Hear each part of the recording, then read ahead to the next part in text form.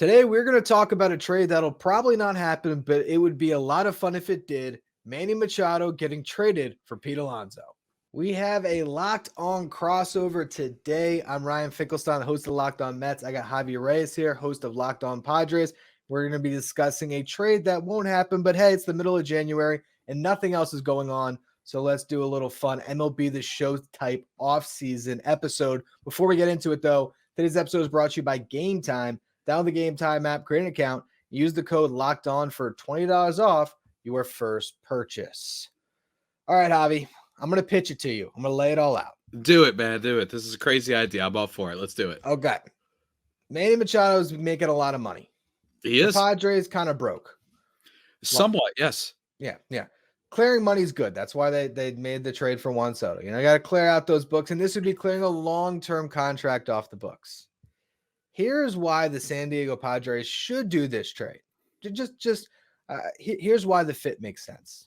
First of all, you got Bogaerts and Machado. I always thought that was kind of overlapping, pieces to build around long term. You have Ha-Seong Kim, who could be your shortstop. You got Jake Cronenworth playing out of position at first base. While Machado is a better defender by a mile than Pete Alonso, Ha-Seong Kim's a great shortstop. I think Bogaerts could handle third. You can even put Kim at third, keep Bogaerts at short. Cronenworth is better at second than at first. He's not Ha-Seong Kim, but I don't think your defense falls off a cliff. And Pete Alonso slides right into first base, and he's going to give you better offensive production than Manny Machado. So I'm going to start there. Do you buy into the fact that Pete Alonso can be a better offensive force than Manny Machado?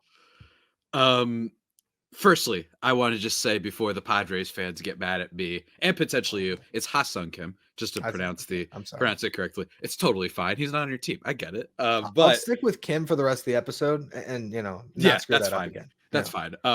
Hey, look, I literally pronounced Hosmer correctly, and I got crap for like a month when I first started doing this podcast. It happens. So it happens, man. No, I don't think he can be a bigger force than Manny. Or actually, offensively, sure. I think Pete Alonso he's in this really weird realm of being like sort of underrated, but everyone knows who he is. And I don't know how to like properly phrase it, but basically there's been no power bat as reliable as Pete Alonso for the most part in the sport these past few years. This is a guy who hits 40 home runs basically every year. The lowest he hit was 37 and then 16 in the shortened 2020 season, right? So the guy's got the power. And the Padres have an issue with first base.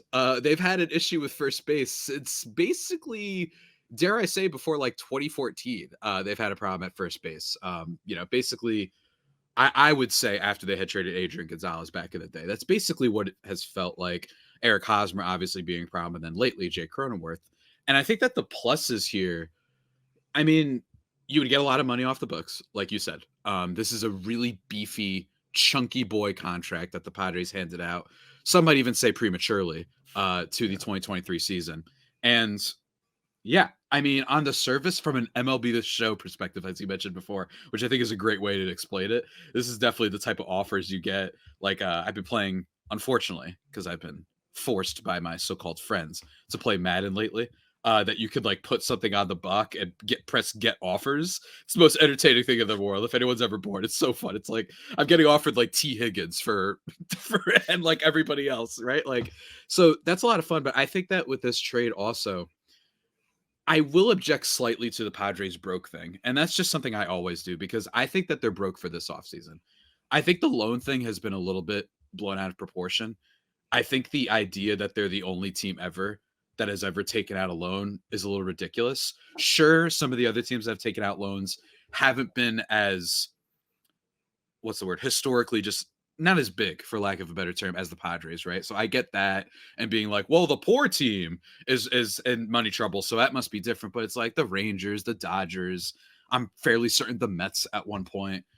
Granted, bigger markets, but I think it gets blown out a little bit. But for this offseason and the future, it would be interesting. It would give you so much more flexibility. You could still extend Pete Alonso in free agency, and you could probably do that for less than what Manny Machado is getting paid for a variety of reasons that are totally justified.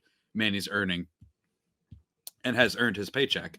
But I think that you would move Jake Cronenworth off first base, which is a huge plus. You could move him back to second, which is where he's excelled whenever he's been there. 4-win player, basically each season that he was a second base. And then you then open the possibility after that is what would you do with Ha-Seong Kim, who would then become a trade option because you're probably not moving Bogarts, you're not moving Tatis, you're not moving any of those guys. So Cronenworth goes.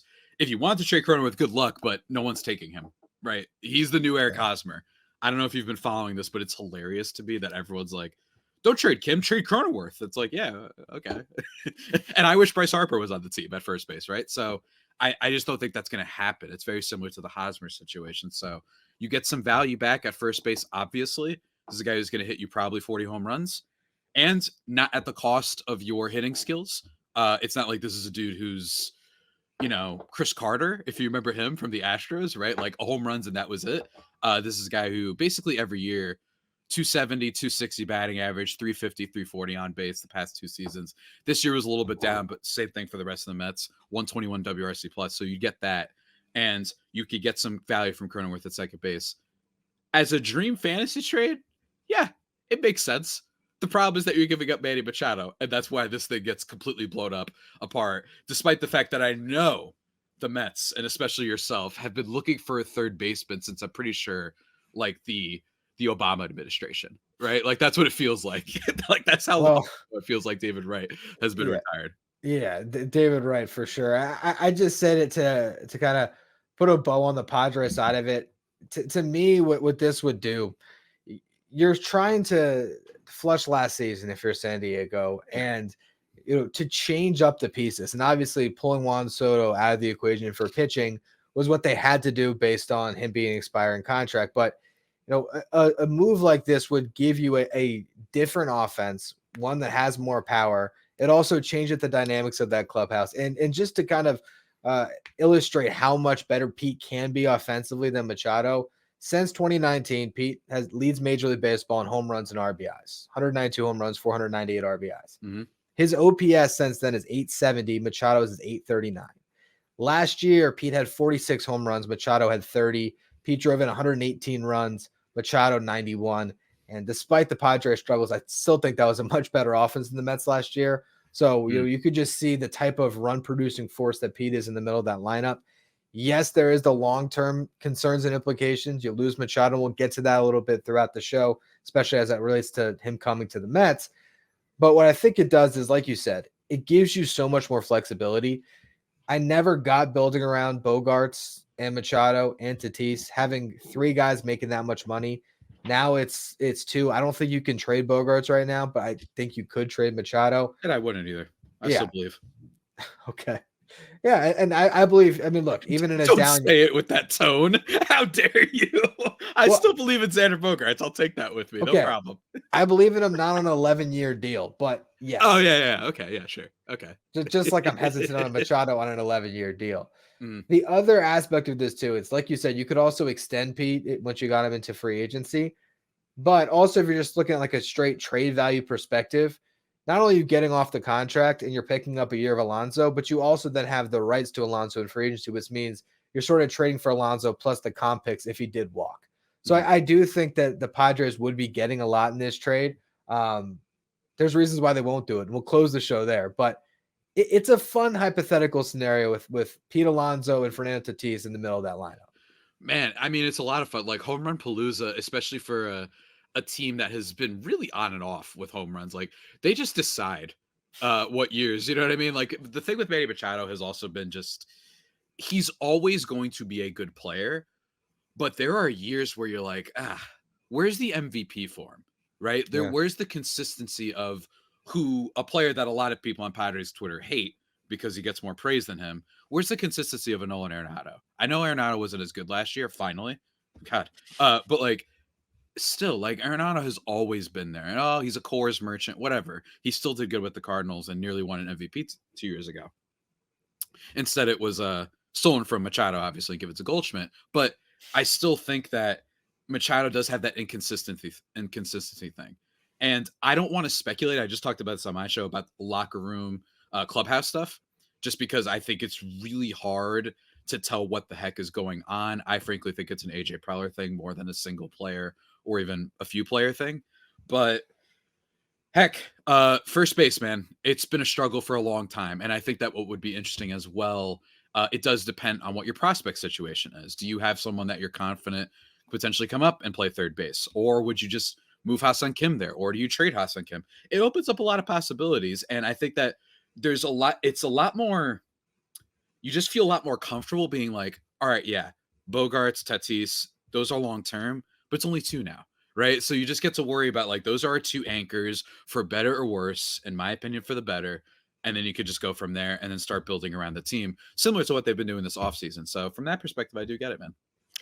Well, now the question is, would it make sense for the Mets? We're going to Mm. go into all of that in just a minute. Before we do, today's episode is brought to you by Game Time. Game Time is the fast and easy way to buy tickets for all the sports, music, comedy, and theater events near you. I know personally living in South Florida, I'm a big Miami Heat fan, so I love to go to games, and Game Time is the perfect app for me because I pull it open, I see all the upcoming events, I see the tickets to those upcoming Heat games, and I find the lowest ticket price featured.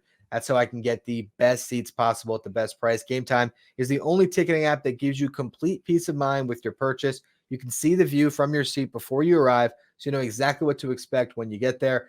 All in prices are shown up front, so there's no hidden fees you got to worry about. You know you're getting a great deal, and you can buy tickets in seconds with just 2 taps.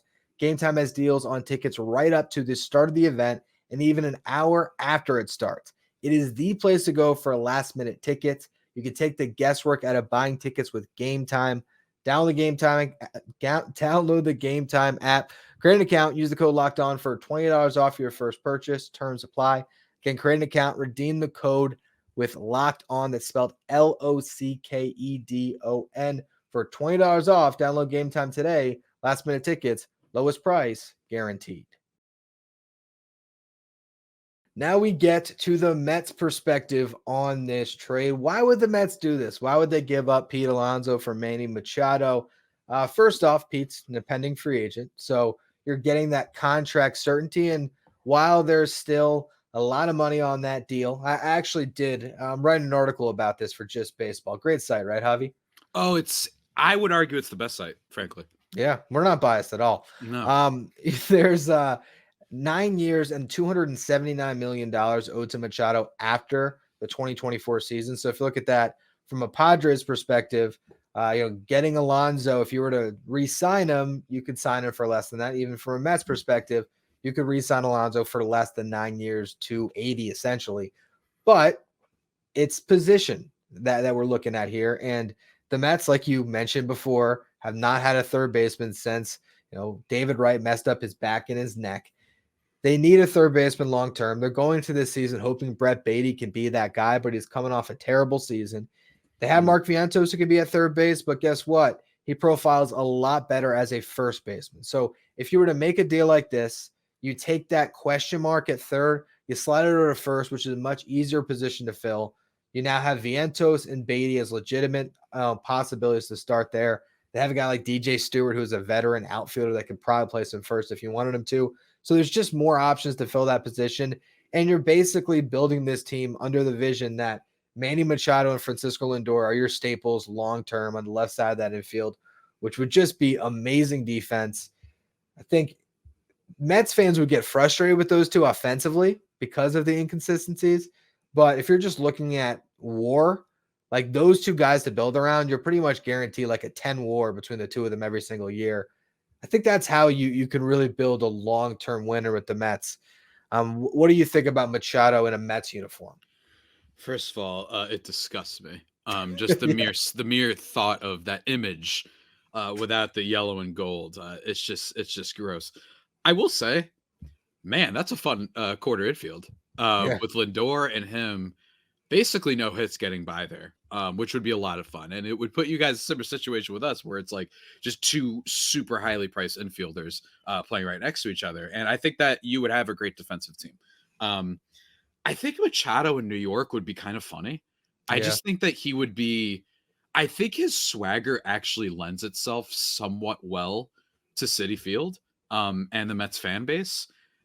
I don't think that they're not the Yankees. And what I mean by that is this isn't a team that has been apparently hell-bent on just sucking out any personality from the sport.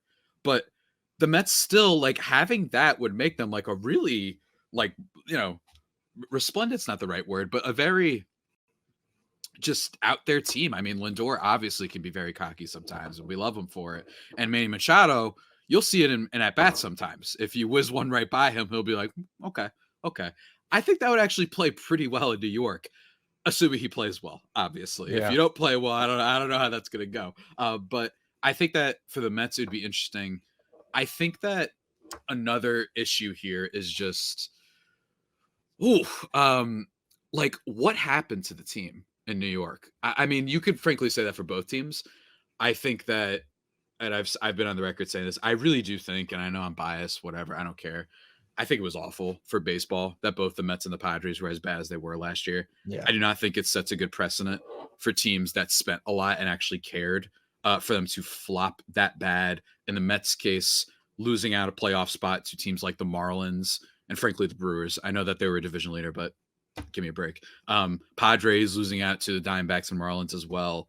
Like, it's just not a great look for the sport, as much money, to the point where even like all they had to do was be okay. You know what I mean? And then we wouldn't have this. Maybe the Mets are actually, as we talked about last offseason, when I was like, I think the sugar daddy you have up there owning the team would have been just mesmerized by Ohtani, and maybe the world is saved. Right? Maybe we live in a world where not everybody just goes to the Dodgers every offseason. And it's actually like to cool teams that are fun. You know what I mean? I really wish I lived in that alternate dimension, but we don't. And I think that in the case of Machado for New York, I think it'd be a good fit. I would only be wondering, would they give up on Beatty so quickly? Would be my thing. Granted, I don't know what the prospect situation is with the Mets right now. I know that the catcher did well in his first season. I'm blanking on his name right now. Francisco Alvarez. There we go. Francisco Alvarez. But it seems like Beatty didn't quite get it going, and I think a lot of people were excited about him. So do you think that this would be an overcorrection? Do you think that this would be a little bit too aggressive, considering that, yeah, we don't know what we're going to get from Beatty. You're probably not getting Manny Machado, but can you get like a productive player? Can you get a who was the guy that I've been blanking on this dude's name every single time I do this podcast? He was on the Nationals last year, popular trade deadline target, third baseman, Caminario. Jeimer Candelario. I get Junior Caminario mixed up with Jeimer Candelario mixed up all the time, and it's driving me insane. But that would be my question. Like, maybe you can get Beatty to that level. Would you prefer going that route and then spending money elsewhere?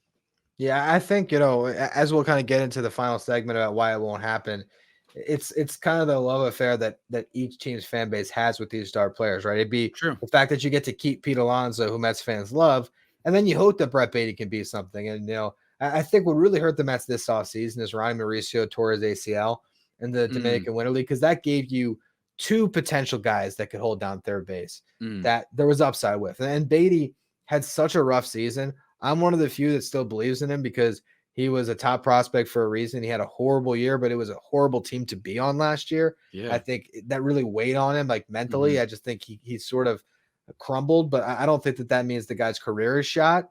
At the same time, having that certainty of a Machado at third base and knowing that, because I think what that would do too is it also, if they were to make a trade like this, it would also rise the stock of Mark Vientos because he'd have a clear path at first base.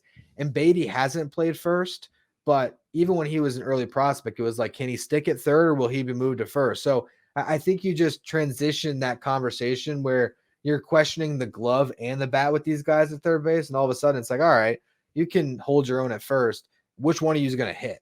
And even if they don't hit, they have a prospect, Ryan Clifford, who they got in the Justin Verlander trade, left-handed hitter, left-handed thrower, who is right now playing some outfield, but I think he's going to be a first baseman. So you're also looking at that in the future as, all right, he could be the guy too. It's also so much easier just to find a first baseman than it is to find a third baseman. You can stick anyone there and they can kind of hold their own. Even looking at last year's team, right? If first base was open and Daniel Vogelbach could play first instead of DH, he'd have more value to a team. Not that I want that again, but It's just easier to find a first baseman than a third baseman, which is why a guy like Manny Machado is just frankly a lot more valuable. It's just a matter in this deal of the Padres having so much money tied up that freeing some would open up the flexibility to, like actually re-sign some of their pitchers when 5 of them hit free agency at once. That type of thing. Look, man, I appreciate it. I appreciate the concern. But like, it's just I can't get over the idea of Manny Machado on the Mets. That would be really fun though. The Mets fans, you're 100% getting a Manny Machado fighting the fans. Sort of. Yeah. It's happening. It's such a guarantee. It's such a lock. And it'll be after like 30 games if they're not doing well. And then it won't even be like bad.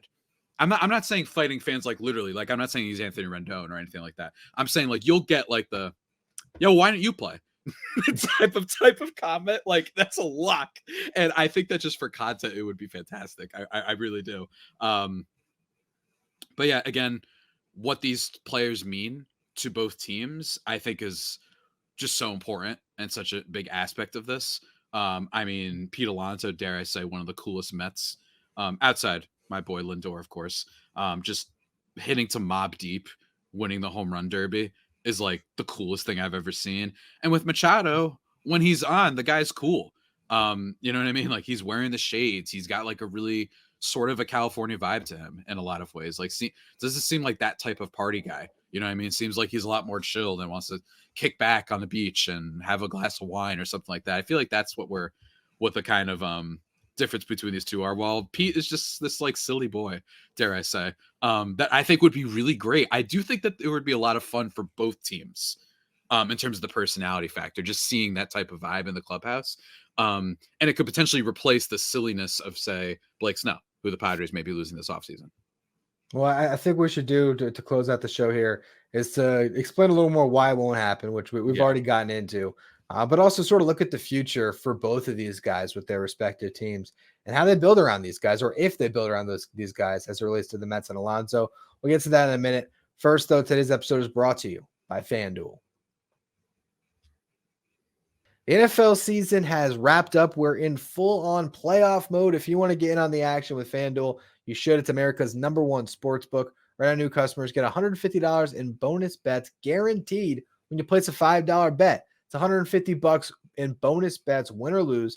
And there's so many different ways that you can bet on the app, which is so easy to use. You have live same-game parlays. You can find bets in the new Explore tab. You can go to the Parlay Hub and find the most popular parlays. And look, every night, we got some NBA games going on. So there's always a lot of things that can be combined to the parlay. You can bet on a player's points, rebounds, assists, three-pointers made. You can take the over or the under. You can combine that with their team winning. You can bet on multiple teams and combine those in a parlay. There's just a lot that you can find over at FanDuel. And again, you place a $5 bet, win or lose, you're going to get that $150 in bonus bets guaranteed. Visit FanDuel.com/lockedon to make your first bet a layup. FanDuel, official partner of the NFL. All right, so now we've spent however long talking about this. It's not happening. Manny Machado has a full no trade clause. Mask off. Yeah, it's not. I mean, look, it's January 19th when people are listening to this or watching this, and there's been nothing happening for weeks. So, hey, let's talk about MLB The Show type trades, which are still fun. Admittedly, like if you were looking for a more fun version of baseball in 2024, I think a trade like this makes things more fun. You're right. We need crazy trades like this, star for star. When was the last star for star trade? Cespedes for John Lester? You know what I mean? Like it's usually prospects going one way or the other, a team selling another team. That's like, what it seems to usually be, or these like middle tier players like the Jared Kelenic trade that happened this offseason. Yeah. You know, last year I think the closest we got was like Pablo Lopez for Luis Ariz, and that one worked out amazing, right? Yeah. That was a really fun trade. Like both of those guys were part of teams that made the playoffs and a big reason that they got there. So, hey, these two teams that had horrible vibes last year, you make a swap like this and maybe it just changes the chemistry, changes the juju in the locker room. You never know. But again, Machado's got a full no trade clause. Yeah. I think he probably wants to stay with the Padres. Yeah. Pete Alonso, the Mets are in an interesting position because I've avoided talking about trade stuff with Pete because I don't think it's happening. unless we're going to do a fun mid-January episode like this. But, I think Pete's going to stay a Met, but I think that he's probably not going to get a contract extension either. So you're in a position with Pete Alonso where I think they're going to let this thing play out, which I think is also great in one, perspective too, because contract year guys, like those are some of the most amazing seasons you're going to get. We saw with Aaron Judge, like So would you, Blake Snell. and you know what else I learned today when I was actually Yeah. writing this article? Pete Alonso is exactly 60 home runs away from being the all-time franchise leader in home runs. And this is his last year Really? guaranteed in a Mets uniform. That's wild. Could he hit Machado's 61? like 25 away, which is hilarious. But yeah, that's Well, there you go. Both of these guys could be the franchise leaders in home runs by the end of the season, unless we trade them. But yeah, I mean, Pete's got that to play for. I think, likely he's not going to hit 61 bombs this year. I think he's going to play this year out, have a monster contract year, go into the market, come back to the Mets. This is what I was offered. They're going to match it. And I think he'll be a Met, for the rest of his career. But there is that doubt right now. And a team like the Padres could sign, Alonso next offseason. So there is that goes into all of this. Yeah. I think they should actually specifically trade Manny Machado for Pete Alonso when Pete is at 59 home runs and Machado is at 25. That's what they should do. That way it's like, you're not breaking, in the case of the Padres, Nate Colbert's record. You know what I mean? I was going to ask Nate Colbert. Yeah, I think Darryl Strawberry is a better name than Nate Colbert. You can have a little. You can have a little more pride in saying our franchise leader is Darryl Strawberry than Nate Colbert. Nate catching some strays. I didn't do it, Nate. I consider myself someone who knows a little bit about baseball, and I'll be honest, never heard of Nate Colbert. He was good for like 3 years. You know what I mean? He had his moment. He was an all-star, I believe, once. So shout to my guy Nate. I hope you're watching and having a great time. He's got crazy sideburns and a handlebar mustache, so I like that. Looking at the baseball, I love crazy hair. You know what I mean? So absolutely. Another thing about this is if this trade, this would be a prospect trade. In my opinion, this would be like let's pretend for a second. Let's create a scenario where it could happen. I think the way that it could happen is trade deadline. Padres are really good. They say, we'll give you Samuel Zavala and Graham Pauley, whatever the heck, right? Like something around that line. You get Pete Alonso, and then maybe if you want to extend him, that is the closer to reality situation, because I think that's it would just be crazy for them to do that right now. Again, it would be a blast. You and I would be able to talk for 3 weeks about it. It would be awesome. As people have been seeing today, it can be a little bit hard when it's this quiet in the offseason. But I think it would be more of a prospect trade. And frankly, I think that if there's a big move for the Padres to make for the rest of this offseason, I think it's Ha-Seong Kim. I've been vocal. I really do believe that the trade to the Giants in division, yeah, it stinks, but you have the Bob Melvin connection. I think you flip him for Lamont Wade, who could play first base and outfield for you. Maybe you get a pitching prospect there, because Ha-Seong Kim is entering free agency, right? So that's the other issue, right? So it's like if there's fear that they're going to let Ha-Seong Kim walk, then there would certainly be fear that they would let Pete Alonso walk, who would probably get more than Ha-Seong Kim, as I think he should. So unless Kim gets even better this year. So yeah, it's not going to happen. I don't think it really should. The personality factor makes this the most fun for me, for sure. And yeah, man, I mean, frankly, I don't have much else to say other than the fact that, man, this is a really weird offseason. And I hope that all these teams, your little Dodgers and your Diamondbacks even, and the Cubs or whoever, the Cubs just signed Imanaga, right? Teams not making the news, like the Orioles, right? I hope that the Padres and Mets come out of this looking smart, and they said, you know what? We didn't overcommit to a weak free agent class. Let's just call it like it is. The second best free agent bat available was Cody Bellinger, guys. No offense to my guy, no offense to him. I called that he was going to have a good season. Go look it up. I did, and he was great. And then it was Ohtani. That's basically it, right? Like in terms of the batters, and then the pitching is a whole nother story. So I think that it's actually smart that both teams have been a little bit wary and saying, you know what, why should we do this? Because 2 years ago, the Padres were in a similar vote where everyone said, go get Castellanos, that you have to do that. Then he has a little bit of a crummy season with the Phillies, and the Padres end up getting Juan Soto instead. So I think that it's important to emphasize patience as well for both teams, despite the disappointment and all the expectations. Yeah, no, like you said, this has been a strange time for both of these teams with pretty much with every team Major League Baseball this offseason, trying to find value in this market. I think the Padres did well in the Soto trade to just bring pitching in that will keep them afloat this year. And the Mets have done a good job within the margins to try to give themselves a chance. And these are two teams that enter the season in kind of similar places. You're coming off such a bad year that I think in some ways it helps them because it drags down expectations. Whereas they both went in with such lofty expectations, it was tough to meet it last year. I think this year they both have a chance to overperform and have some big seasons. But it was fun to talk about a ridiculous hypothetical trade because, what else are we going to do right now? And also because it would be fun. Although I'd hate it and you'd hate it because both of us like our current star. Yeah, exactly. But it's a trade where everyone loses, but baseball wins, I feel like I speak for everyone. They like seeing us lose our minds. Like, I know people pretend they don't like the hot take world. I don't like that it's only that. But guys, the numbers don't lie. People seem to like it. You know what I mean? People loved how upset I was about the Ohtani signing. Of course. Go look at those comments if you're ever bored, by the way. Yeah, so it would absolutely be fun.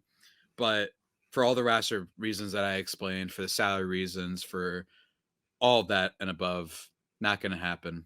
But I wouldn't count out these teams not having some sort of trade that they might do in the future. It just feels right, Why is Preller not going to go to the sugar daddy? You know what I mean? Of course he's going to go up and be like, hey, I can give you what you want, man. I make big moves too. We're one and the same. You know what I mean? So I think it can happen in the future. Can't wait till you Darvish is a Met. Before we close for my Locked On Mets audience, we are running a giveaway this week. Signed photo of Keith Hernandez. You just got to find the link in our episode description to join Subtext, our texting service. I'll be sending out a text today at 5 p.m. Eastern time with the Keith Hernandez signed photo. All you have to do is reply to it. You'll be entered for a chance to win. So make sure all of you get in while you can. Also, of course, you can follow myself at Finkelstein Ryan on Twitter, Javi at Javi Pena with 2 eyes. And check out our shows every day. If you're listening, follow, rate, and review wherever you get your podcast. If you're watching on YouTube, subscribe to our channels. Now that we're done with the show, go over to the first ever 24/7 streaming channel covering everything in the world of sports. And that, of course, is Locked On Sports Today. They have our local hosts on every team, league-wide hosts on each league. You can find Locked On Sports Today streaming 24/7 on YouTube.